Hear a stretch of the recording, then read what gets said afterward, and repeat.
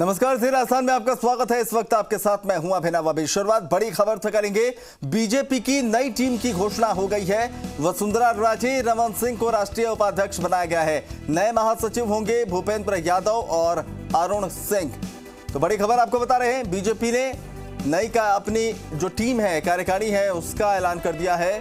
उसमें कई महत्वपूर्ण नाम शामिल हैं, जिसमें वसुंधरा राजे को राष्ट्रीय उपाध्यक्ष बनाया गया है। तो नई टीम में रमन सिंह को भी राष्ट्रीय उपाध्यक्ष की जिम्मेदारी सौंपी गई है। भूपेंद्र यादव और अरुण सिंह नए महासचिव बनाए गए हैं। अलका गुर्जर राष्ट्रीय मंत्री, राज्यवर्धन राठौड़ राष्ट्रीय प्रवक्ता बनाए गए हैं। बड़ी खबर आपको बता रहे हैं, बीजेपी की नई टीम की घोषणा हो गई है और इस ऐलान में महत्वपूर्ण यह है कि राजस्थान के कई नामों को महत्वपूर्ण जिम्मेदारियां सौंपी गई हैं।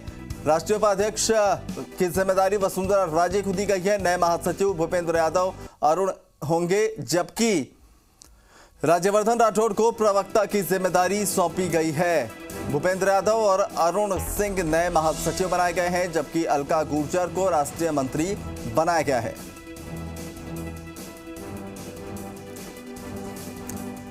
ज्यादा जानकारी के साथ शशि मोहन हमारे संवाददाता लाइव हैं इस वक्त हमारे साथ। शशि मोहन, बड़ी जिम्मेदारी सौंपी गई है और लगातार जो कयास लगाए जा रहे थे, बार बार ये कहा जा रहा था कि वसुंधरा राजे को खास तौर पर कि दरकिनार करने की कोशिश है, साइडलाइन करने की कोशिश है, उनकी सियासत जो है हाशिए पर जा रही। लेकिन अब बड़ी जिम्मेदारी, अहम जिम्मेदारी सौंपी गई है। क्या कुछ इसको कैसे आकलन किया जाए?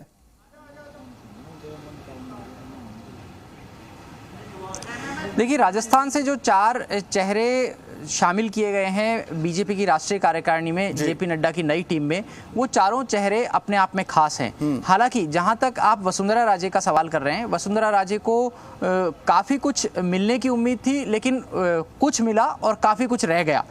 राष्ट्रीय महामंत्री के पद पर वसुंधरा राजे को लगाए जाने की, शामिल किए जाने की काफ़ी संभावनाएं चल रही थी और इसी को लेकर के राष्ट्रीय नेतृत्व से उनकी बातचीत भी हुई। पिछले दिनों जेपी नड्डा से वसुंधरा राजे की मुलाकात भी हुई जब वो दिल्ली गई तो। और ये बीजेपी के सोर्सेज से लगातार बात आ रही थी कि वसुंधरा राजे को संभवतः राष्ट्रीय महामंत्री बनाया जा सकता है और यही उनकी इच्छा भी है कि अगर उन्हें राष्ट्रीय संगठन में जगह दी जाती है तो महत्वपूर्ण पद दिया जाना चाहिए, राष्ट्रीय महामंत्री दी जाए और किसी राज्य की जिम्मेदारी दी जा सकती है। लेकिन एक चीज़ आप देखिए कि राज्यवर्धन राठौड़, जिनको मंत्रिमंडल में शामिल नहीं किया जा सका था मोदी 2.0 सरकार के, उसमें राज्यवर्धन राठौड़ को एक बड़ा पद दिया गया है। राष्ट्रीय प्रवक्ता बहुत महत्वपूर्ण पद होता है बीजेपी में और वो जिस तरीके से अलग अलग मुद्दों पर अपनी समझ के हिसाब से बात रखते रहे, उस हिसाब से राज्यवर्धन राठौड़ को जगह दी गई है। सबसे चौंकाने वाला नाम इसमें अलका गुर्जर का है। अलका गुर्जर पिछली बार बांदीकुई से विधायक रही थी, इस बार उनका टिकट कट गया था और सतीश पूनिया की प्रदेश टीम में उपाध्यक्ष के रूप में काम कर रही हैं। बहुत सक्रियता से काम करती हैं। महिला मोर्चा की पहले प्रभारी भी रही हैं। मधु शर्मा के अध्यक्ष रहते जब पिछला कार्यकाल था, जब मदन लाल सैनी प्रदेश अध्यक्ष थे, तो अलका गुर्जर ने महिला मोर्चा की प्रभारी के रूप में भी काम किया है।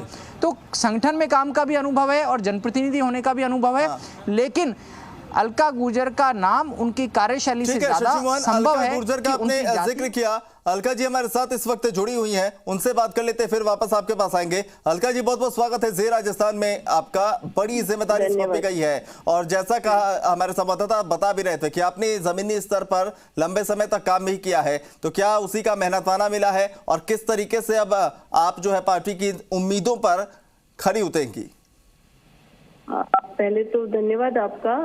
जो भी नेतृत्व ने, राष्ट्रीय नेतृत्व आदरणीय जेपी नड्डा जी ने, माननीय अमित शाह जी ने और हमारी प्रदेश की इकाई ने जो मुझ पर विश्वास किया है, उसके लिए मैं बहुत बहुत आभार व्यक्त करती हूँ और पूरा प्रयास करूंगी कि जो भी दायित्व मुझे दिया जाएगा उसके अनुरूप मैं अपनी पूरी कार्यक्षमता लगाकर उसके पूरा करने का पूरा प्रयास करूंगी। अलका जी, राजस्थान के लिहाज से अगर देखें तो कितनी उपस्थिति दर्ज होती रही है और आपको ये जब जिम्मेदारी सौंपी गई है, जब टीम में, नई टीम में आपको जगह मिली है, तो कितनी मजबूती से उपस्थिति दर्ज हो पाएगी?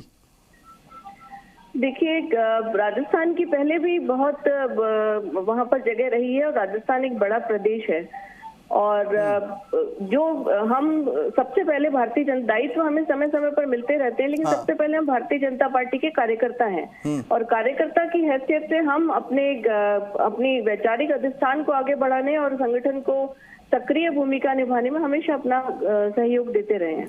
अलका जी, जिन नामों को शामिल किया गया है, आपको लगता है कि तमाम जो नई टीमें बनाई गई हैं, जो जिन नामों को शामिल किया गया है, बिल्कुल बैलेंस है? क्योंकि आपने कहा कि कार्यकर्ता के हैसियत से, तो एक कार्यकर्ता के तौर पर अगर आप देखती हैं, कितना बैलेंस आप देख पाती हैं इस नई टीम में?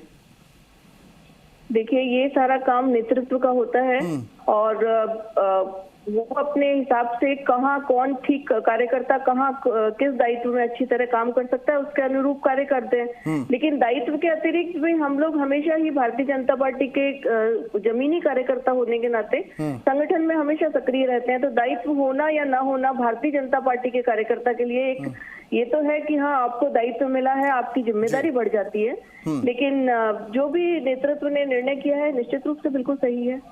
हमारे साथ शशि मोहन भी हैं, हमारे संवाददाता, ग्राउंड जीरो की तमाम हकीकत को जानते हैं, समझते हैं और सियासत के बारे में लगातार जो है अपडेट हमें देते हैं। शशि मोहन, आप भी कोई सवाल अलका जी से करना चाहें? क्योंकि जिस तरह से कुछ नामों को शामिल किया गया और आपने कहा कुछ नाम चौंकाने वाले भी हैं, ऐसे में कोई सवाल आप करना अगर चाहें अलका जी से?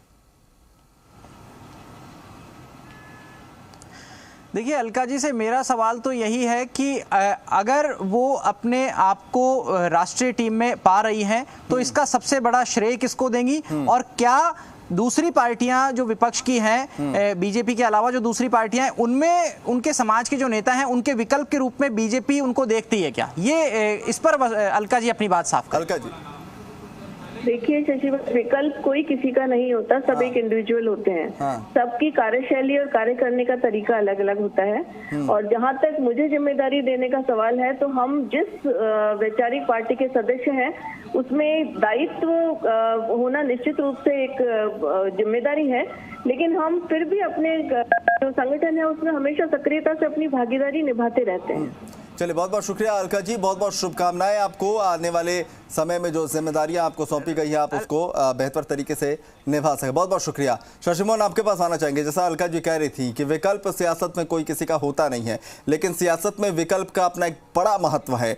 इस लिहाज से अगर देखें तो जिन नामों को शामिल किया गया राष्ट्रीय टीम में, और जैसा आप आकलन कर भी रहे थे, लबोलू आप क्या देख पा रहे हैं आप?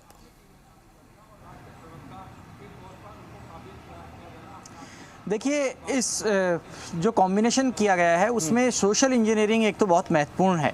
आप देखिए, जिस तरीके से भूपेंद्र यादव को फिर से कंटिन्यू किया गया है, उनके काम के बल पर, जो राष्ट्रीय महामंत्री रहते हैं उन्होंने पहले काम किया है अमित शाह की टीम में, उस काम को तरजीह दी गई है, उन्हें एक बार फिर से जिम्मेदारी दी गई है। इस टीम में बीजेपी के राष्ट्रीय उपाध्यक्ष रहे ओम माथुर को नहीं शामिल किया गया है। अब तक ओम माथुर राष्ट्रीय उपाध्यक्ष थे, ये एक चौंकाने वाली बात जरूर है। ऐसे में संभावना है कि क्या ओम माथुर को केंद्रीय मंत्रिमंडल में भविष्य में जब भी अगला विस्तार मोदी मंत्रिमंडल का होता है तो उसमें शामिल किया जा सकता है क्या? वो राज्यसभा के सांसद भी हैं, राजस्थान से ही सांसद हैं। एक और चौंकाने वाली बात यह कि अरुण चतुर्वेदी का नाम काफ़ी प्रबल संभावनाओं के साथ चल रहा था कि उन्हें राष्ट्रीय मंत्री के रूप में जेपी नड्डा की टीम में शामिल किया जा सकता है, क्योंकि अरुण चतुर्वेदी भी केंद्रीय नेतृत्व से संपर्क में थे और उसी नाते सक्रियता भी उनकी दिख रही थी।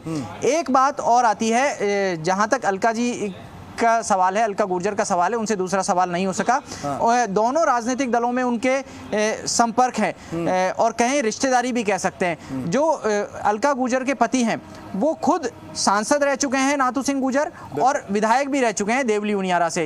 राजस्थान सरकार में सहकारिता मंत्री रह चुके हैं, ग्रामीण विकास और पंचायती राज के मंत्री रह चुके हैं। सवाल यह है कि अलका गुर्जर के ऊपर अपने पति की कार्यशैली का ज्यादा असर पड़ेगा या उनके जो मामा हैं वो डॉक्टर जितेंद्र सिंह हैं, खेतड़ी से विधायक हैं, कांग्रेस के टिकट पर जीत करके आते हैं, पूर्व में जलदाय, बिजली, डीपीआर जैसे बड़े महकमों के मंत्री रहे। दोनों में से किसकी कार्यशैली उनको ज्यादा प्रभावित करती है और इस कॉम्बिनेशन का कैसे वो बीजेपी को मजबूत करने में या पार्टी उनको जो भी जिम्मेदारी देती है उसको निभाने में इस्तेमाल कर पाएंगे? हमारे साथ बीजेपी के कई कार्यकर्ता हैं, उनसे बातचीत करते हैं। राजेंद्र जी हमारे साथ हैं। राजेंद्र जी, किस रूप में देखते हैं राजस्थान से जो 4 चेहरे शामिल किए गए हैं उनको?